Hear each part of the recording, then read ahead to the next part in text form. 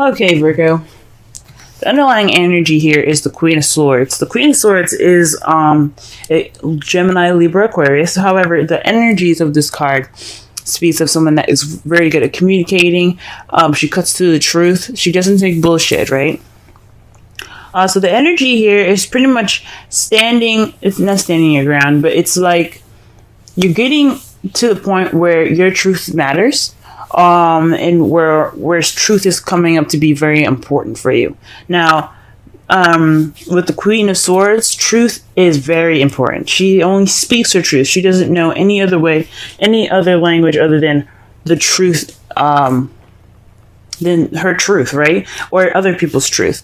She doesn't mess around when it comes to lies and stuff, because when she is lied to, that breaks trust, and you don't have a chance anymore. Like, if you were going to get some help from the Queen of Swords, it would be completely obliterated. So this week is centered around energies of possibly you guys feeling more very, straight up with stuff, feeling more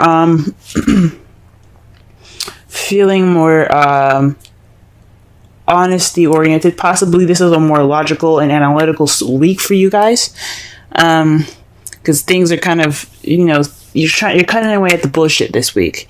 This is what it's focusing on. This could be somebody that you're dealing with as an air sign as well, someone that is very logical than emotional. But it could very well be you guys, just wanting to get to the truth and only the truth. Now, the heart of the reading, we have the Queen of Swords. The Queen of Swords is someone that is loving, very nurturing, someone that's very intuitive and very in tune to their feelings. They're not very they express it, they feel it, so that's how they are. They express it through their feelings, communicating it sometimes. That's what the Queen of Swords is all about. She's all about communicating and speaking her truth and saying things. Whereas the Queen of Cups, she just acts and she just feels. She doesn't actually act. She just feels those things. She doesn't exactly communicate them. So one thing about the Queen of Cups to remember is that she is all about the feels. She's all about how she feels. She's all about what she is in tune to hearing, which is which is her emotions and her feelings and things. That's why she is very intuitive, and that's why she is the tarot card reader as well. This is the problem circumstance, and it's crossed by the Three of Cups. Now, the Three of Cups is all about friendships, communities, support, a network of people. It's a group, right? So this is speaking of possibly, lack of support, maybe. You're not getting that emotional support at this time. The Queen of Cups could also be a male. This is somebody that, all the queens that come up. I like to see it as you guys, male or female. I like to see the queens as you guys, as like this is something internal, and the kings as external. But it is not always the case. A lot of times the Queen of Cups could be someone that's a Pisces, Cancer, Scorpio that you're interacting with, and they're not providing enough support for you guys, or you guys are feeling like that partner, right? You guys, like I said before, this could be you guys being very much in touch with your feelings, and you guys are just dealing with a lack of support possibly right now. You're not really centered around friends. You're kind of possibly being swallowed up by a group. You're kind of hidden in the shadows. You're not getting that support, right? So that's going on right now. So you guys are not getting that emotional support at this time. The Queen of Cups is also someone that's very romantic as well. So perhaps there isn't any romantic stability. Well, not romantic stability, but there isn't any kind of romantic support as well. The advice given for you guys this week is the Empress. The Empress is the manifestation card. She's also the motherhood card. Because she is the person that takes care. She's the caretaker. She's nurturing. She's very nurturing. She's very patient, like a parent, like a mother would be. I read this for I think it was Aries, but I'm not 100% sure. I read this for another sign, and I said it's time to have patience, as if you were patience with a mother, as if a mother would have patience. This one thing very prominent about mothers, that they will, they will be patient with their kids, right? I'm not saying to actually be patient, like with your, like with anybody else, but but be patient with yourself if needed. However, with the rest of this reading, I honestly think this isn't talking about patience. This is talking about manifesting. This is talking about creating. It's starting to create. This is a time for you guys to create something, to manifest and begin something. Okay, she isn't about beginning. She's about, like I said before, giving birth to new ideas, to children, to etc. Right? She is the manifester, because she can just make anything she wants to exist happen. She just gives birth to anything, right? So this is telling me that this is your time to manifest, to give birth to new ideas, to give birth to to the support that you guys want, right? Since that is what you're lacking. But this is the time for you to manifest, so do so, right? This is your opportunity. Go ahead and do so. In the past, you guys had the Tower, so something unexpected came and radically changed your world. The Tower card is it's another universe intervention card, but it's kind of it's definitely not an empty threat here. It's kind of like an ultimatum given by the universe. If you don't do something that you need to do, then that you know that you need to do, then we will help you. We'll help push you in a situation where you have to do the thing that you're supposed to do. It's like, this is the Saturn card. It's kind of like karma here. So Saturn is all about karma and doing what you need to do. He will put your butt in gear. He will make sure you do what you're supposed to do, or he'll help you towards your potential. Most of the time, well, some of the time, it's not in a nice way. Okay, and especially with the cards falling up after this, I don't think it was very nice. Sometimes the Tower can surprise you with something wonderful, right? It could be a wonderful surprise because it's unexpected and you don't see it coming. But if it's something that you were supposed to do and you hadn't done it, then there is something. Then it can leave you kind of discombobulated and having to work from the beginning, having to start all over, because as you see here, the people coming out of the Tower, they put a lot of work, and they grew it, they did the work that they needed to do to build the Tower, and then lightning struck, and now they got to start from ground zero. Okay, so that's in the past. So some unexpected change had radically changed your life. In the present, though, you have the Devil. So this is about attachments, addictions, old habits, possibly that you feel that you have no control over, what you actually do. Because one thing about the Devil here is that the two people sitting on the bottom, they have chains around their necks, but they don't look distressed. They're chilling, drinking, hanging out. Right? This one, like the lady here, she can easily get out because her chains are just filled with flowers. So if she wanted to leave, she could just simply stand up, break the vines, and be out, But this is voluntary. This is something that they want to do. They don't care to just hang out with the Devil. With these two people there, this speaks of a voluntary addiction. So it's something that can be broken, but you decide not to. So there could be some habits that are going on that you guys are like having to confront now.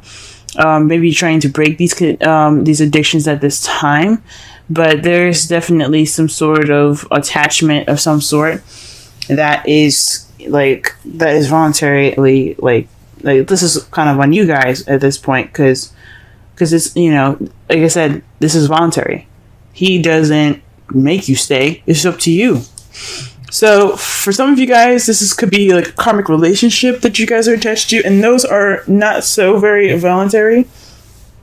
The karmic relationship is very very difficult to break out of. Okay, it's kind of pretty much like a deep and innate connection that you feel like you can't break, but in a way it's very weird. It's like you can, but you can't. It's so strange.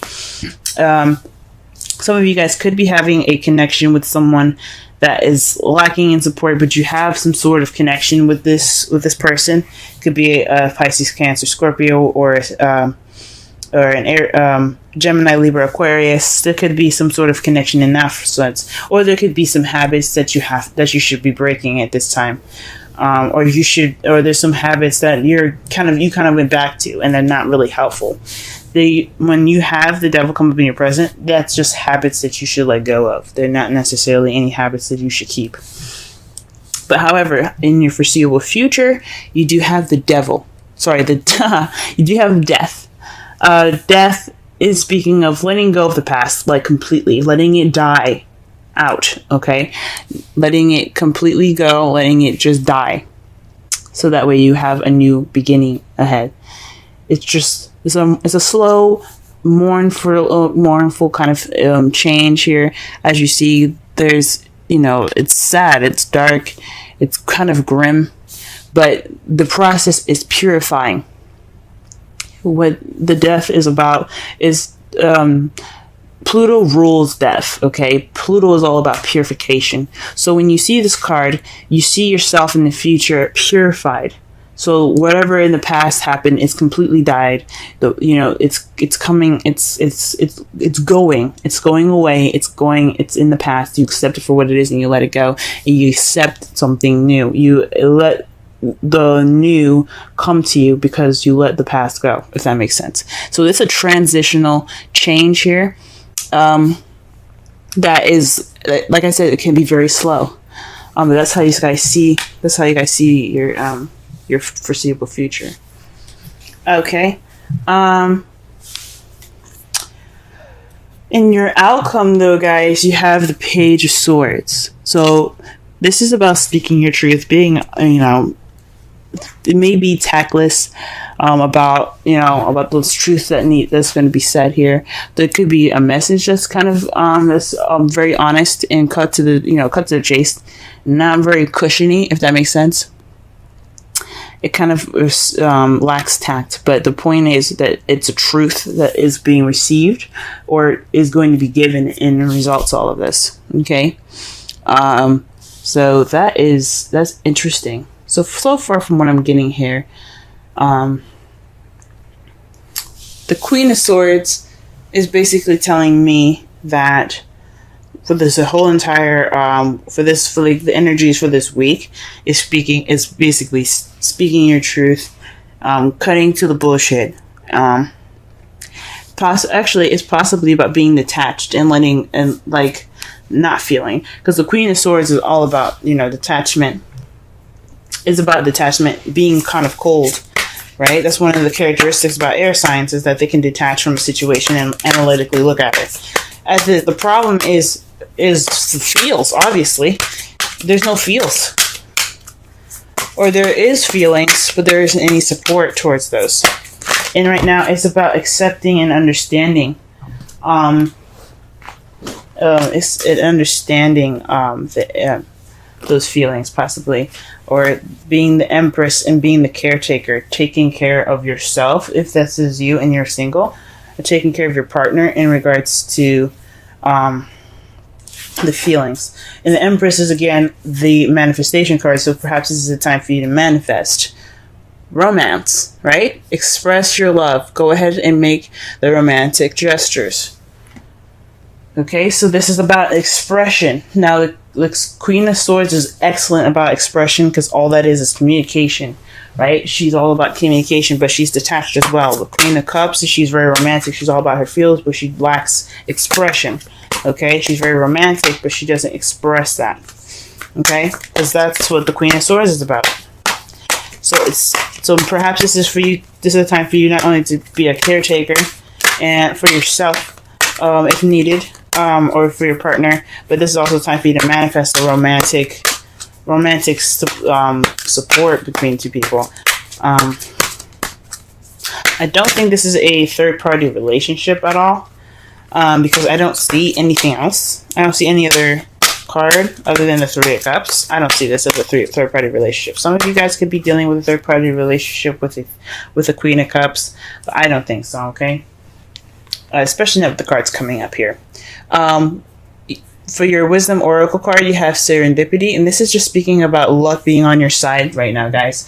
This is a time for you definitely to manifest a romantic support network for yourself, or for you and your lover or your partner, because luck is on your side. This is a change of, it's like the Wheel of Fortune. You know, the Wheel of Fortune is about change of luck, and things like that. So with Serendipity, this is saying luck is on your side.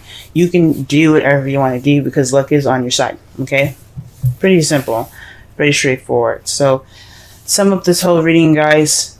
Express your love. Express how you feel. Don't let those things bottle up inside. Create that network of support for yourself and for your love if you guys have a partner. Okay, work on those bad habits so that way you can transition to a more stable, not to more stable, but to a more transitioning and healthy new beginning. Because after death, there's only can be something new.